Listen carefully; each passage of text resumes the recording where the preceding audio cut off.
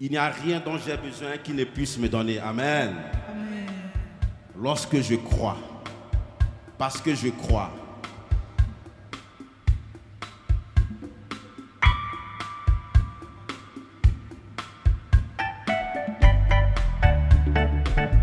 On va chanter ensemble.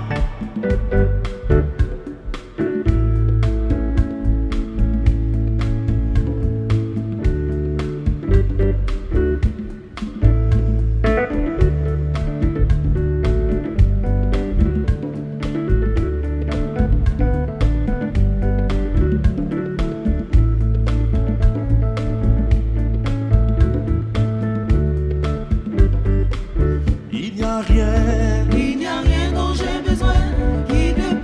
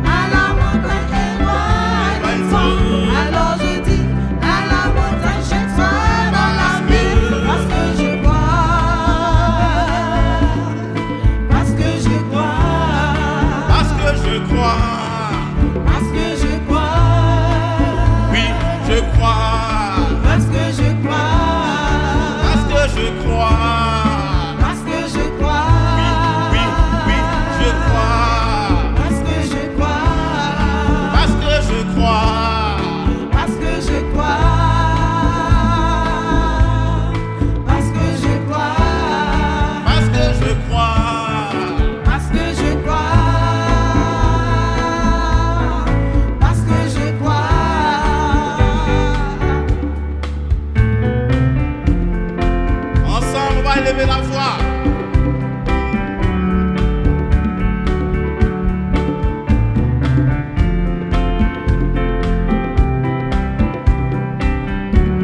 Ensemble, ensemble, ensemble. Oh, oh, oh, oh.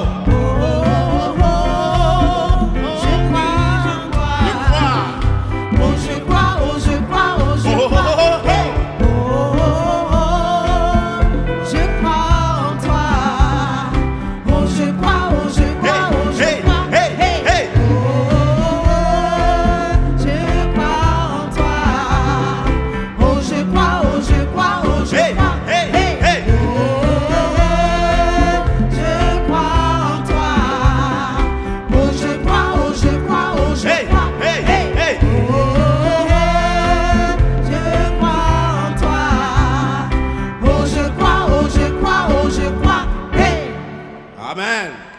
Est-ce qu'on peut acclamer notre Dieu? Je vais aborder un sujet d'actualité. Depuis quelque temps, nous sommes, disons, imprégnés dans ce sujet. Et quelquefois, on peut avoir peur, ça peut devenir comme un sujet tabou. Mais on va mettre le doigt dessus. Amen. Et je vais parler de la paix. On va mettre le doigt dessus parce que la paix, c'est très important. Il est important d'en parler. Quel est le regard de Dieu sur la paix? Amen. Donc, c'est de ça qu'on va parler ce matin. Encore une fois, je prie, Seigneur, que ton esprit m'utilise comme un instrument de tes mains. J'ai besoin de toi, s'il te plaît. S'il te plaît, empare-toi de moi. Au nom de ton Fils, je prie. Amen. Amen. Jean 14, verset 27. Jean 14, verset 27. Je pars, mais je vous laisse la paix.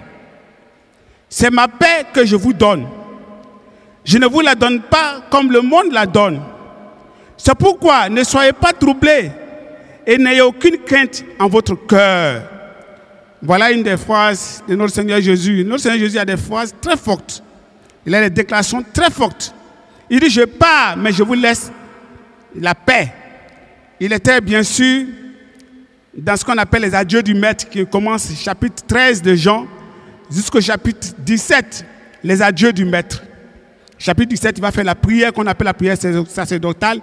Au chapitre 18, il va aller à Gethsémane et après il va vivre sa passion, il va vivre la souffrance et la croix. Mais comme il savait qu'il allait partir, il les prépare à cela. Jésus parle à ses disciples dans un discours d'adieu, juste avant sa crucifixion. Les disciples étaient inquiets à l'idée de son départ, mais Jésus les rassure en promettant la présence du Saint-Esprit et en leur donnant sa paix. Il dit, je vous laisse la paix d'abord. Et puis il dit, c'est ma paix que je vous donne. Ce sont ces thèmes-là qui vont servir de points que nous allons développer. Il laisse la paix. Et puis il précise sa pensée, il dit, c'est ma paix, c'est sa paix qu'il donne. Parce qu'il incarne la paix. Comme il incarne le salut, comme il incarne la justice. Il est le prince de paix, n'est-ce pas? Il va plus loin en faisant une distinction entre sa paix qu'il donne et la paix que le monde donne. Le monde, c'est le système de pensée que nous avons qui gère tout ici, ça le monde. Et il dit, il donne sa paix. Amen. Quels sont les objectifs de ce message-là? Qu'est-ce que je voudrais à la fin? La première chose, c'est présenter le concept de la paix. La notion de paix présentée, on le connaît, mais simplement présentée. Parler de ça, mettre le doigt dessus. La deuxième chose, c'est de définir la véritable paix. La troisième chose, c'est encourager l'Assemblée à rechercher la paix et la promouvoir. Si notre Seigneur est le Prince de paix, nous devons être des agents de la paix. Et la dernière chose, bien sûr, dans cette situation socio-politique un peu crispée, encourager l'Assemblée à rester confiant en Jésus-Christ. C'est ça le but que je vais atteindre. Si à la fin, je n'ai pas atteint ce but, c'est que je n'ai pas réussi vraiment ce que je voulais faire. Mais c'est le but, c'est l'objectif que je voulais atteindre. Donc tout ce que j'ai fait, c'est pour ça, à la fin. Et je vais le faire autour de 3 points. Ces 3 points partent de la déclaration de Jésus. Dans sa déclaration, il y a plusieurs déclarations dedans. C'est-à-dire, dans le même verset, il y a plusieurs déclarations. Par exemple, il dit, je vous laisse la paix. C'est une déclaration. Il dit, c'est ma paix que je vous donne. C'est une déclaration. Il dit, je ne vous la donne pas comme le monde donne. Et puis à la fin, il dit, ne soyez pas troublés. Ça va servir de conclusion. Donc, le premier point serait, par exemple, je ne vous la donne pas comme le monde la donne. J'ai renversé, en fait. Je ne vous la donne pas comme le monde la donne. Donc, je vais ramener ça sous forme de question. Peut-il avoir la paix dans ce monde? Est-ce que ce monde-là, on peut avoir la paix? Quand j'étais au lycée, il y a les années 80 à Boisseau, j'aimais bien l'histoire. Et puis, il y a eu un conférencier, le thème c'était, je me souviens bien, le communisme n'a jamais existé. Et je suis allé suivre cette conférence. À la fin, il a démontré que le communisme n'a jamais existé. Parce qu'il a montré ce que c'est que le communisme dans son idéal, ce que c'est réellement. Et puis, il a montré les pratiques. Et puis, il dit donc, ça n'a pas existé. Donc, moi aussi, la question aujourd'hui, c'est est-ce que la paix, il peut y avoir la paix dans ce monde-là? Et la deuxième chose, le deuxième point va venir de « je vous laisse la paix ». En d'autres termes, il faut définir la paix. Donc, la question serait qu'est-ce que la paix? Et puis, le troisième point va venir de « c'est ma paix que je vous donne ». Donc, le véritable point sera la véritable paix est en Christ. Voilà les 3 points. Amen. Peut-il avoir la paix dans ce monde? Honnêtement. Tout le temps, le monde... Quand on lit le livre des rois, qu'est-ce qu'on remarque dedans? Il y a même un verset qu'on utilise. Quand David a péché, quelle est l'introduction? On dit, c'était le temps où les gens allaient en guerre. Si vous avez bien lu ce passage-là, on dit c'était le temps où les gens allaient en guerre. C'est incroyable. C'est un peu comme il y a une période où on fait la guerre. C'était bien de dire, c'est la période où on va planter les ignames. Ça, c'est bon. Mais on dit, c'est la période où les gens ont l'habitude d'aller en guerre. C'est-à-dire, quand ça arrive là, allez, tout le monde se lève, ça déhache là, on prend la hache des guerres, on va se battre. C'était le quotidien. Et ce jour-là, lui n'est pas en guerre, on sait ce qui s'est passé. Le monde a été toujours en guerre. Désolé, c'est une mauvaise nouvelle, mais c'est une réalité. Ça nous permettra de comprendre pourquoi Jésus dit, je vous donne ma paix. Lui, il connaît ce monde. Ça, c'est le témoignage de l'histoire. Deuxième chose dans ce point-là, c'est le regard même de la Bible. Qu'est-ce que la Bible même dit par rapport à ça? Sur cette question, qu'est-ce que la Bible dit? Genèse chapitre 6, verset 5. Genèse 6, verset 5. Ça a commencé très tôt. Hein? L'Éternel vit que les hommes faisaient de plus en plus de mal sur la terre. À longueur de journée, leur cœur ne concevait que le mal. Alors l'Éternel fut peiné d'avoir créé l'homme sur la terre. Et il en eut le cœur très affligé. Très tôt dans l'histoire de l'humanité, c'était déjà la violence. La violence s'est répandue, le cœur de l'homme est devenu mauvais. Depuis la chute d'Adam, le meurtre d'Abel, tout a été grave. La conséquence, déluge. Le retrait ou la limitation de l'esprit. Malgré ça, après le déluge, les hommes ont continué. Un des grands conquérants du monde s'appelait Nimrod. Il a marqué la mémoire des hommes. Ce qu'on dit dans Nimrod, dans la Bible, et les documentaires sur Nimrod, tu te dis, c'est incroyable. Il y a tellement de documentaires sur Nimrod. Mais dans la Bible, c'est à peu près 5 versets. Voilà comment le monde est. Témoignage de la Bible encore, Matthieu 24, 4 à 8. Ça, c'est une prophétie de notre Seigneur Jésus.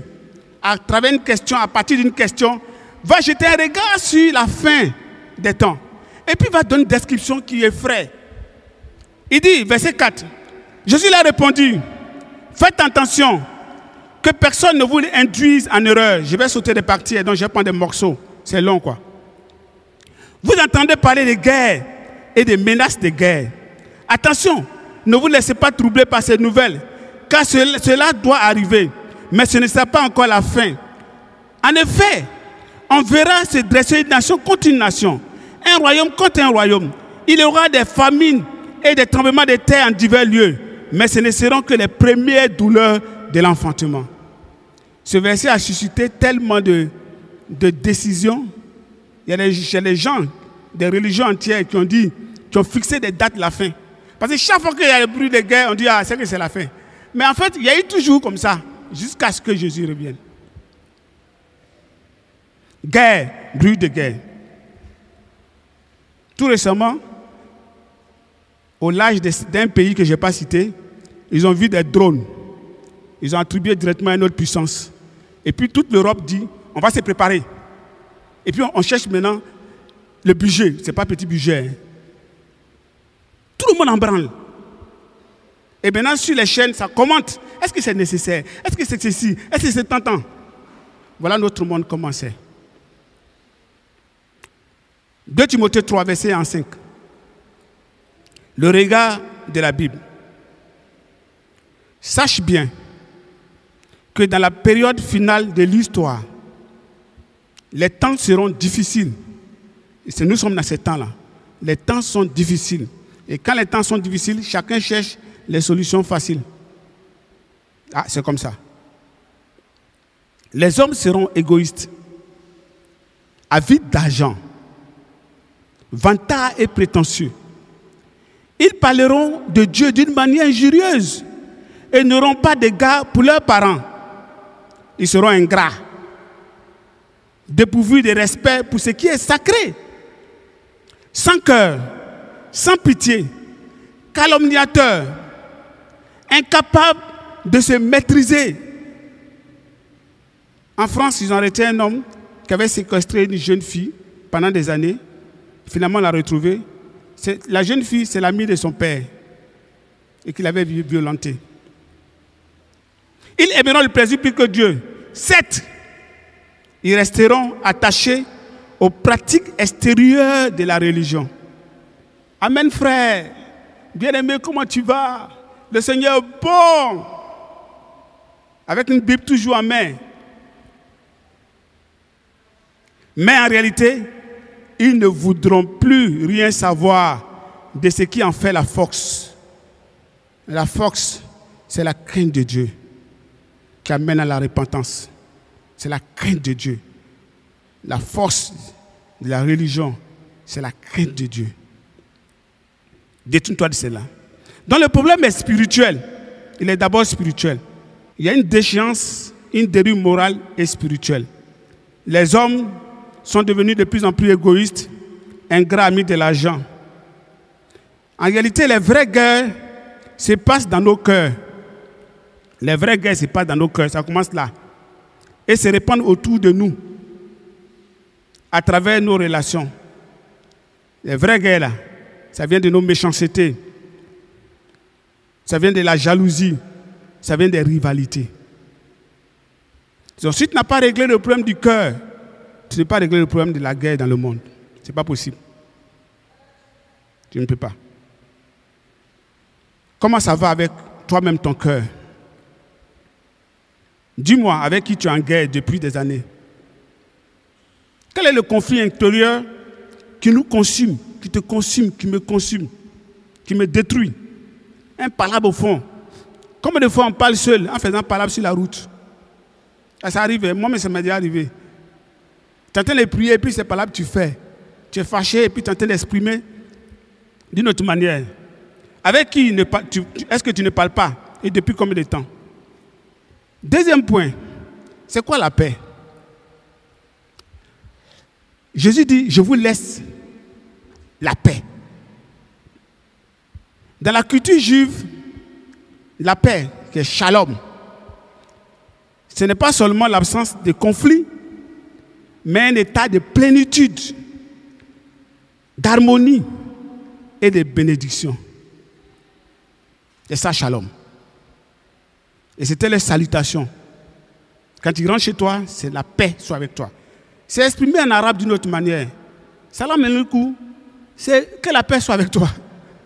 Donc si on te dit, ça ne veut pas dire je ne suis pas musulman, il faut prendre ça avec joie. Amen. C'est seulement que c'est dit dans une autre langue. Il s'exprimait, il se saluait par shalom, shalom, shalom. Même Paul, dans ses lettres, il a ajouté quelque chose d'autre dans la perspective, même dans la pensée du Nouveau Testament, que la grâce et la paix, la grâce qui est venue de Jésus, et la paix qui était la culture juive, soit avec vous. Dans toutes ces lettres. En tout cas, quand j'ai vérifié, c'est presque toutes ces lettres. Que la grâce et la paix. C'est ça, la pensée juive. Jésus transmet un héritage spirituel, une paix durable. Une paix qui n'est pas politique. C'est ça, c'est la paix de Jésus qui vient dessus. Donc la paix dans le monde n'est pas naturelle. La paix doit être recherchée et la paix doit être reçue. Mais la paix en réalité s'accompagne toujours de sécurité et de prospérité. Ce sont des dauphines. La paix est mise, première dauphine sécurité, deuxième dauphine prospérité. Donc elle marche avec ces deux dauphines. Donc il ne peut pas avoir de paix s'il n'y a pas de sécurité et prospérité. Tout va ensemble. Ce sont les corollaires de la paix. Maintenant, on va voir des définitions de personnes connues, que nous avons connues. Des citations, quelques citations ou pensées. La première citation que j'ai vue, j'ai lu plusieurs citations de cette personne-là, j'étais étonné, mais j'ai une que j'ai récupérée, c'est Mère Teresa. Elle a dit, la paix commence avec un sourire. Bon, elle dit même que si tu veux la paix, il faut commencer d'abord à être dans ta maison d'abord. La paix, ça commence avec un sourire. Sourire. C'est ça la paix. Simple. Ce n'est pas les réunions, on va faire des colloques, un sourire. Elle veut dire quoi? La paix n'est pas seulement une affaire politique ou internationale. Elle commence dans les gestes simples. C'est les gestes simples et quotidiens. Le sourire est quotidien puis il est simple. C'est ça qu'elle veut dire. Un sourire ouvre à la bienveillance, à la réconciliation, à l'harmonie dans les relations humaines. La paix commence avec un sourire. Souris à ton voisin. C'est ça la paix. Amen. Il y a une autre personne, c'est Mahatma Gandhi. Il a fait le droit en Angleterre. Il allait travailler en Inde pour une société indienne. Il a vu l'injustice. Il a commencé à se lever. Il a continué en Inde. Il dit, il n'y a pas de chemin vers la paix. La paix est le chemin. Voilà, il n'y a pas de chemin. On cherche, ouais, c'est quel chemin? La paix même, c'est ça qui est le chemin là même. La paix n'est pas seulement un objectif futur, c'est ça qu'il est en train de dire, à atteindre après des luttes ou des conflits, mais une manière de vivre et d'agir dès maintenant. Il y a une manière de vivre et d'agir dès maintenant. C'est un état d'esprit et une pratique constante. Il n'y a pas de chemin. La paix est le chemin. Chaque jour, vis ta paix. Amen. Et puis, la troisième personne, je l'ai mise dedans aussi parce qu'il faut prendre les gens un peu comme ça. Il s'appelle Anwar el-Sadat, président égyptien à l'époque. Lui, il a fait une adaptation d'un proverbe. Mais il y a une chose qu'il a dite après qui m'a plu. Il a dit, si tu veux la paix, prépare la paix. Il a pris à compte. Les gens disent, l'idée classique c'est, si tu veux la paix, prépare la paix. Non. Si tu veux la paix, prépare la paix. Mais il y a une autre phrase qui m'a vraiment qui était très intéressante. On dit qu'il a fait un discours dans une ville aux États-Unis là, et puis il a dit que je suis venu chez vous pour bâtir une paix permanente et juste. Et puis lors de son discours, ça en 1977, il a dit que le jour où il meurt, il faut qu'on mette sa pierre tombale. Il a vécu pour ses principes. Il est mort pour la paix. On dit, on a quand même ça sur sa prière tombale. Anwar el-Sadat. La quatrième personne, c'est Albert Camus. Il a dit, la paix est le seul combat qui vaille la peine d'être mené. C'est ça que Camus dit. Camus met en avant la valeur suprême de la paix. La valeur suprême de la paix. Tous les autres combats humains perdent leur sens si la paix n'existe pas. S'il n'y a pas de paix, tu ne peux plus rien faire. Tu ne peux plus. Tu ne peux pas investir. Tu ne peux même pas vivre vraiment en réalité. Donc cet homme-là a raison. La paix est le socle de la dignité et de la liberté de l'homme. C'est ça qu'il veut dire. Et la dernière personne, je l'ai mise, quand je n'ai pas mis son nom d'abord, mais après j'ai mis. Il dit, la paix, ce n'est pas un mot, mais c'est un comportement.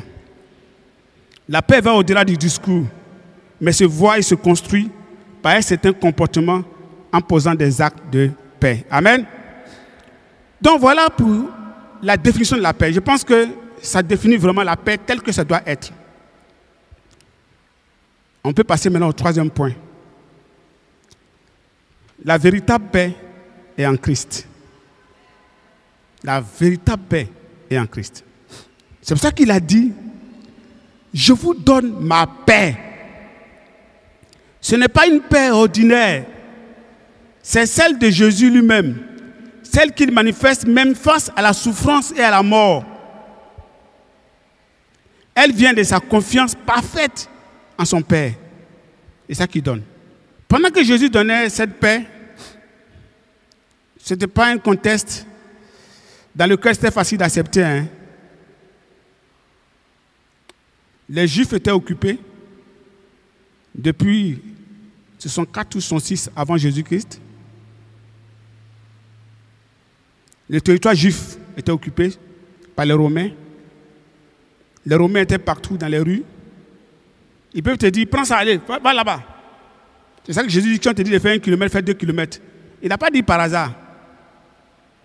Il peut t'humilier en pleine rue. Il t'humilie, soit tu fasses ta joue gauche, dans ta joue droite. Vous voyez le contexte dans lequel ils vivaient. Ils espéraient que quelqu'un va venir les libérer. Dans leur perspective, dans leur compréhension du Messie, c'est celui qui allait venir combattre pour libérer Israël. Ils n'ont pas vu ça de manière spirituelle. Pour la plupart d'entre eux. C'est dans ce contexte-là que Jésus parle de paix. Il y a eu plusieurs tentatives qui ont été matées. Plusieurs. En plus de cela, celui qui était le roi, Hérode, n'est pas juif. Hérode est iduméen.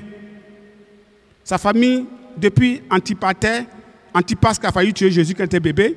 Après, il y a eu l'autre qui n'a pas duré longtemps. Et puis, il y a eu Antipas qui l'a jugé. Bien sûr, il y avait plusieurs, il y avait ce qu'il appelle les tétrarchies. Voilà le contexte dans lequel Jésus dit, je veux que vous ayez la paix. Amen. C'est ça que Jésus dit. Sa paix commence par quoi? La mission de Jésus elle-même est une mission de paix. Sa mission est une mission de paix. En Ésaïe 9, 5 à 6, un enfant nous est né, on parle de ce qu'il va faire. C'est une mission de paix. Il est né pour venir pour la paix. En Ésaïe 53 et en 5, on parle de la paix qu'il va apporter. Sa mission est une mission de sauvetage et de paix. En Luc 2, verset 13 à 14, que je vais lire, il dit, et tout à coup, apparut aux côtés de l'ange, une multitude d'anges de l'armée céleste qui chantaient les louanges de Dieu. Gloire à Dieu au plus haut des cieux, et paix sur la terre aux hommes qu'il aime. La venue de Jésus est associée à la paix sur la terre, signe de la réconciliation entre Dieu et les hommes. Donc le but de Dieu, la première étape, Dieu veut réconcilier d'abord les hommes, chaque personne avec Dieu, avec lui-même. C'est ça que c'est la paix d'abord. Ça commence d'abord par ça. Réconcilier avec Dieu. Faire la paix avec Dieu. Qu'il n'y ait plus la barrière du péché entre moi et puis Dieu. C'est ça la première étape. C'est ça d'abord. Et quand tu fais cela, nous sommes en paix avec nous-mêmes. La conscience est purifiée. La culpabilité est passée. Tout à l'heure, mon frère témoignait. Combien de culpabilité il avait jusqu'à ce qu'il soit converti. J'ai été là quand il a été converti. Converti, et puis toute la culpabilité disparaît. Tu es en paix avec toi-même. Ta conscience ne te contrôle plus. Ça, c'est la deuxième étape. Réconcilier avec Dieu, réconcilier avec nous-mêmes. La paix avec nous-mêmes. En Jean 16, verset 33, il le dit. Je ne vais pas lire tout cela. Mais je vais lire Romains 5, verset 1. Puisque nous avons été déclarés justes en raison de notre foi, nous sommes en paix avec Dieu grâce à notre Seigneur Jésus-Christ. justifiés et en paix avec Dieu. C'est alors qu'on peut être en paix avec nous-mêmes. La conscience est purifiée. Et nous avons la sémence de la paix en nous. Parce que l'Esprit Saint, dans le fruit de l'Esprit, il y a la paix dedans. Et c'est là maintenant, troisièmement, on peut faire la paix avec notre entourage. La paix commence avec les gens qui sont à côté de nous. C'est ça la promotion de la paix. Ça commence avec une personne, 2 personnes, ainsi de suite. Amen. C'est ça. Romains 12, 17 à 21 dit, ne répondez jamais au mal par le mal. Cherchez au contraire ce qui est bien. C'est comme ça qu'on doit se comporter. À Matthieu 5, verset 9, il dit, heureux ceux qui répandent autour de la paix, car Dieu les reconnaît pour ses fils. On doit être des instruments de paix. Des instruments de paix. Et comment gagner le monde à la paix? C'est avec les conversions. Chaque conversion, c'est un pas pour la paix. Chaque conversion, chaque personne qu'on change, chaque personne qu'on baptise. Tout à l'heure, on aura 2 baptêmes. On aura le baptême de Keren, on aura le baptême du fils de notre frère V. C'est la paix qu'on a instaurée. Parce que ces personnes ne seront plus les mêmes personnes. C'est les personnes qui vont apprendre à supporter les autres. C'est les personnes qui vont apprendre à aimer les autres. C'est les personnes qui vont dire aux autres, je te pardonne. Donc chaque fois qu'on convertit quelqu'un, on fait un pas vers la paix. Nous avons une grande mission, amen. Une très grande mission. 2 Corinthiens 5, verset 17 à 20. Il dit ainsi, celui qui est uni au Christ est une nouvelle créature. Ce qui est ancien a disparu. Voici ce qui est nouveau est déjà là. Tout cela est l'œuvre de Dieu, qui nous a réconciliés avec lui par le Christ et qui nous a confié le ministère de la réconciliation. C'est notre ministère. Le ministère de la paix. En effet, Dieu était en Christ, réconciliant les hommes avec lui-même, sans tenir compte de leurs fautes. Et il a fait de nous les dépositaires du message de la réconciliation. Nous faisons donc fonction d'ambassadeur au nom du Christ, comme si Dieu adressait par nous cette invitation aux hommes. C'est au nom du Christ que nous vous en supplions, soyez réconciliés avec Dieu. Nous avons ce ministère de la réconciliation. Faisons attention à tout ce que nous disons et tout ce que nous faisons. Chaque fois que nous agissons, ça doit être dans le sens de la paix. Amen. Notre Seigneur Jésus, ce n'est pas qu'il ne savait pas l'environnement sociopolitique de son époque. Il connaissait très bien. Mais il a eu la meilleure réaction. Il savait qu'il a une mission. Si vous vous souvenez, lui a dit une fois, Hérode cherche à te tuer. Vous vous souvenez de cette phrase, non? Hérode te cherche à te tuer. Et puis il a dit quoi, Hérode? Il a dit, il n'a pas dit, il a dit aux gens, allez dire à cette espèce de renard, je fais ceci aujourd'hui, je fais cela aujourd'hui, je fais tant, ainsi de suite. Il savait qui était Hérode. Le renard, dans notre pensée,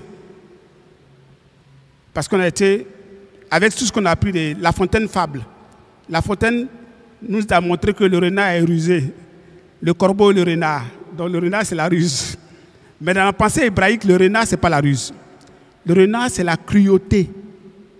C'est la cruauté dans les pensées. Il est en train de dire, je sais que Hérode est cruel, mais j'ai une mission à accomplir. Nous avons une mission à accomplir. Une mission de paix. Amen. Dans chaque fois que nous intervenons, même sur les réseaux sociaux, beaucoup de frères interviennent sur des choses et c'est des risques qu'ils prennent. Je pense que ce n'est pas sage. Faisons très attention à ce que nous faisons. Nous devons, dans nos dits, dans nos faits, être ceux qui rassemblent que ceux qui divisent. Voilà comment nous devons être. Voilà comment nous devons être. Amen. Hébreux 12, verset 14 dit, faites tous vos efforts pour être en paix avec tout le monde et pour mener une vie de plus en plus saine, sans laquelle nous ne verra le Seigneur. Éphésiens 6, 15 dit, ayez pour chaussure à vos pieds la disponibilité à servir la bonne nouvelle de la paix. La bonne nouvelle, la bonne nouvelle, la paix. C'est au quotidien. Évangélisons, convertissons. Les gens ont besoin de nous. Et c'est comme ça que nous allons faire gagner le monde à la paix petit à petit. Parce que l'évangile est l'évangile de paix. Donc, Jésus dit, c'est ma paix que je vous donne. La paix est un don divin. C'est un don qui vient de Dieu. Si Dieu n'a pas donné, on ne peut pas avoir la paix. La paix que Dieu donne est différente de la paix de ce monde-là. C'est une paix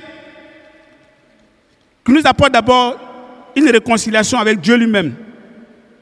C'est une paix qui est différente de celle que Dieu nous donne. C'est un don gratuit du Christ, fruit de sa présence en termes d'origine. Ce n'est pas des négociations humaines ou bien des équilibres de force. C'est une paix durable que Jésus peut donner, profonde, indépendante des circonstances. Il veut qu'on soit en paix au fond de nous, même dans les circonstances les plus difficiles, il veut qu'on soit en paix. C'est auprès de lui qu'on peut trouver cette paix-là. C'est ce qu'il veut nous donner. Amen. Nous devons, dans ces moments d'incertitude, être attachés fortement à Dieu, dans la parole de Dieu, dans la prière. C'est comme ça qu'on va garder cette paix-là. Si tu n'es pas encore chrétien, convertis-toi, tu vas connaître la vraie paix. Mais si tu es chrétien qui connaît la paix, reste attaché à Dieu par la prière, par la méditation. Reste attaché fortement à Dieu. Tu garderas ton cœur. Amen. Tu garderas ton cœur. La paix, c'est un don divin. Seul Dieu peut donner la paix. Seul Dieu donne la paix. Amen. La paix est un don divin. Cette paix est un don gratuit. Elle ne s'achète pas. Elle ne dépend pas de nos efforts. Dans un monde troublé, elle devient une force intérieure qui garde notre cœur et nos pensées, comme Philippiens 4, 7 le dit. Cette paix invite tous les disciples à devenir des artisans de paix autour d'eux, en reflétant l'amour du Christ. Que Dieu nous fortifie et nous garde en paix. Et que Dieu nous donne d'être des agents de la paix. À travers notre comportement, à travers nos sourires, à travers tout ce que nous faisons et disons. Et à Dieu soit toute la gloire.